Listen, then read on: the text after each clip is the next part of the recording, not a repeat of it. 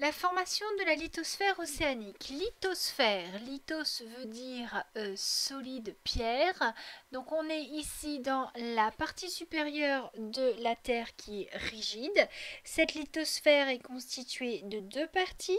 La croûte océanique en bleu foncé ici qui va être rigide et le manteau supérieur rigide qui apparaît en vert clair.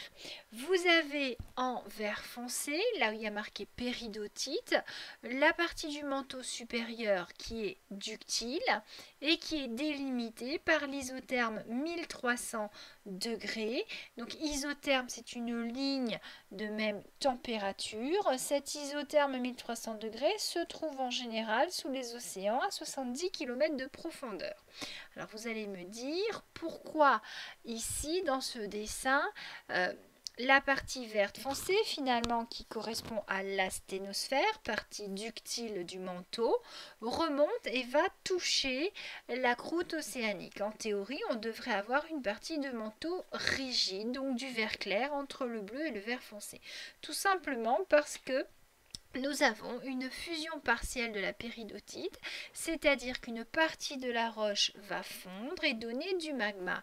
Et ce magma étant chaud et moins dense, il va remonter vers la surface et réchauffer tout ce qu'il y a autour de lui. C'est ce qui décale vers le haut, c'est-à-dire vers la surface, l'isotherme 1300 degrés qui normalement est plus profond. Donc que se passe-t-il quand ce magma arrive dans la croûte océanique, délimitée donc par une discontinuité physique puisqu'on change de matériau. Cette discontinuité physique s'appelle le MOO ou discontinuité de Mohorovici du nom de son découvreur. Donc cette fusion partielle provoque la remontée de magma. Le magma va donc entrer dans la croûte océanique dans ce qu'on appelle une chambre magmatique. La chambre, c'est comme votre chambre pour vous, c'est là où vous allez vous reposer.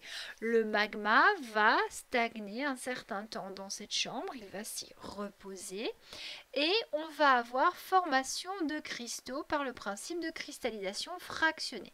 C'est-à-dire qu'on va prendre une partie du magma pour fabriquer des cristaux. Donc nous avons un système de convection à l'intérieur de la chambre magmatique. Nous avons une injection en rouge de magma qui avoisine les 1300 degrés. Ce magma rentre à l'intérieur de la chambre, va toucher les parois de la chambre magmatique qui sont constituées de croûte océanique qui est plus froide, elle est refroidie. Et donc ce magma va refroidir, il va être légèrement plus dense et va donc retomber sur les côtés. Seulement en retombant, il va continuer de frotter les parois de la chambre magmatique qui sont beaucoup plus froides. Il va donc se refroidir, mais se refroidir lentement, très lentement, sur plusieurs centaines de milliers d'années. Et pendant ce refroidissement très lent, les éléments chimiques du magma vont avoir le temps de s'organiser pour former des cristaux. Et ces cristaux étant plus denses, ils vont se déposer dans le fond de la chambre magmatique et former à ce moment-là une roche qu'on appelle le gabbro, constituée principalement de pyroxène de feldspath et d'olivine. Mais il n'y a pas que du gabbro qui se forme, il va y avoir également une roche constituée de plus petits cristaux. Pourquoi? Parce que le magma à l'origine de cette roche a refroidi rapidement. Donc ce magma est remonté en surface, il a circulé dans ce qu'on appelle des cheminées ou des dikes. Alors un dike, c'est quand ça n'arrive pas en surface. La cheminée, c'est quand ça arrive en surface. Donc ici, on a une petite quantité de magma qui monte, elle est au contact d'une croûte froide, elle va donc refroidir plus vite, les éléments chimiques n'auront pas trop le temps de s'associer, ils vont donc former des tout petits cristaux et le reste du magma va refroidir et former une pâte qu'on appelle le verre puisqu'il n'est pas cristallisé. Et ça va donner donc les basaltes et c'est ce qui va donc constituer la partie supérieure de la croûte. En surface, on va avoir des boudins de lave, des coussins de lave qui se forment et qu'on appelle des pilolavas. Donc progressivement, on va avoir formation de croûte océanique. Nous sommes dans un système d'extension.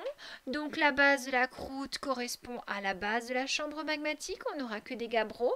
Le sommet de la croûte correspond au sommet de la chambre magmatique et l'ensemble des cheminées.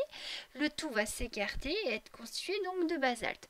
Au fur et à mesure que la croûte s'éloigne du système, donc à droite et à gauche sur ce schéma, vont se déposer les sédiments apportés par les fleuves.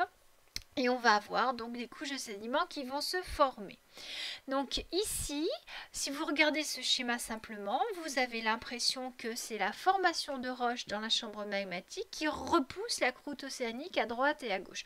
Pendant longtemps, c'est ce qu'on a cru et on pensait que la croûte océanique se formait bien sûr comme ça, mais que l'origine du mouvement relatif des plaques était due à l'activité des dorsales. Or, on sait depuis quelques années que le moteur du déplacement relatif des plaques, alors on dit bien un déplacement parce que c'est une sorte de tapis roulant, on fabrique d'un côté, on disparaît de l'autre. Hein. Après ça, il y a bien sûr le mouvement global de l'ensemble de la plaque. Mais si vous mettez un petit bonhomme au-dessus du mot basalte, pardon, que vous attendez des milliers d'années, ce petit bonhomme, il va se décaler vers la droite, il va se retrouver sous le mot sédiment. Donc c'est un mouvement relatif par rapport à la plaque. Mais la plaque en elle-même, elle a toujours sa même limite qui est le centre de la dorsale. Je disais donc, le moteur du mouvement relatif n'est pas forcément l'activité de la chambre magmatique, mais plutôt la subduction qui va se passer à l'opposé de la plaque s'il y a une subduction.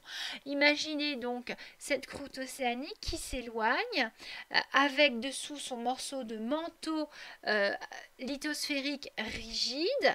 Le tout s'éloigne, refroidit, devient de plus en plus dense et il va y arriver un moment où ça sera plus dense que la sténosphère qui est dessous, la péridotite ductile, et on va avoir un enfoncement de la lithosphère puisqu'elle sera plus dense que la sténosphère.